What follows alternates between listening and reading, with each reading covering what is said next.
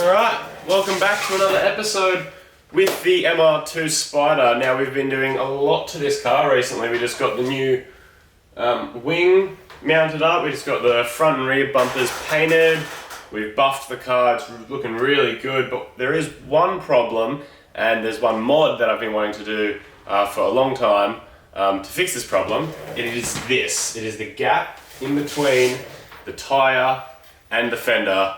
It's too big. So finally today, got a delivery from Tein. They're a Japanese brand and they make springs. So I have a set of Tein lowering springs which will just slide right on to the old shocks. Yeah, they're a progressive rate, they're super light, so I'm really excited. So let's jump in, get all the wheels off, take the shocks off, get the old springs off, and drop this car.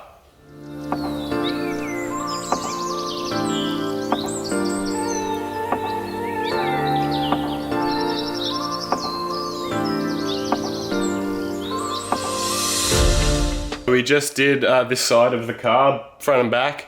Gosh, was that a job. The front one took all of about 5 minutes. It was a piece of cake. The back one, the nut that holds the top of the strut to the spring carrier on the top, was so rusted and just stuck on. It was ridiculous. I had 2 vice grips on it, blasting it with the heat gun for so long, spraying WD-40 in it, letting it just expand and contract with the heat, and finally it came off, banging it with massive hammers and massive breaker bars. It was pretty insane, but we got it back on. It looks so good. It's so much lower than the other side. So that's our gap there. Much bigger gap. Alrighty, so this is the bolt here which holds the shaft of the shock, and that nut is what I struggled to get off on the other side. So this time I'm going to try and take it off with the shock in situ on the car instead of trying to do it on the ground and then the whole spring assembly wobbling around. So I'm going to try and take it off here, and hopefully we can get it off a lot easier.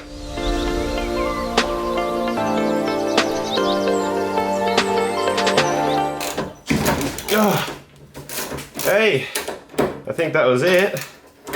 Right, so changing the springs on this car is actually quite simple. All you have to undo is these 2 bolts here which hold the top of the hub. Just undo this mount here which holds the brake line, undo the sway bar link here, and then just the 3 bolts that hold it from the top, and then this whole assembly just comes out. So it's not too hard, it's just changing the springs around. That can take a while if you get stuck with stuff like that. So let's jump into this one. Hopefully it won't take too long now that we've already done one.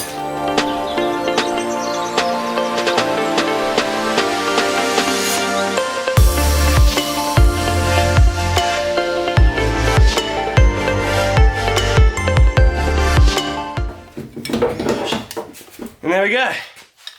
That's the spring assembly. Now we'll disassemble it, put the new spring on. So, here we go. There's the top nut and the spacer. Gosh, this glove's destroyed. It's so hot here at the moment.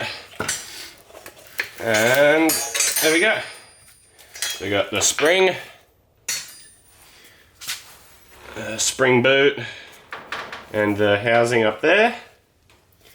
And then that's the bump stop, which I'm going to trim slightly. And that's about it. Our new spring will slide on. And then we just do the opposite of what we did, put it back on. The fronts was super easy. Do the other front, and then we're good to go. Good to give it a test drive.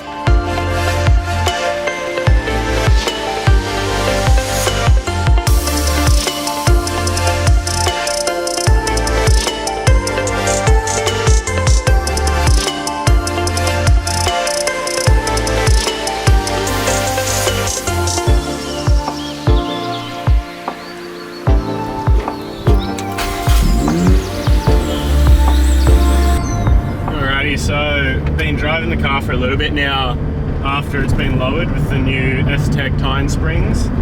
and it feels really good. It's not too bumpy, just everyday driving, because the springs are really progressive, but as soon as you start really getting some G-force up in the corners, it keeps the car very balanced. I'm actually not used to it at all. It feels really weird having the car stay so flat, even at higher speeds. The wing probably helps as well, so the car stays really flat through the corners now. It is rubbing just a little bit on the front fenders, but that's more just because the wheels are so wide on this car. They're 8.5-inch wide front and back, so maybe some new wheels in the future, but the car drives really great. I'm super happy with it. So overall, I think it's definitely worth the $300 that these springs were, and definitely happy I went with this option rather than coilovers. So I think that's about all for this video. Hit the like and subscribe button to get some more updates on the MR2. See you next time.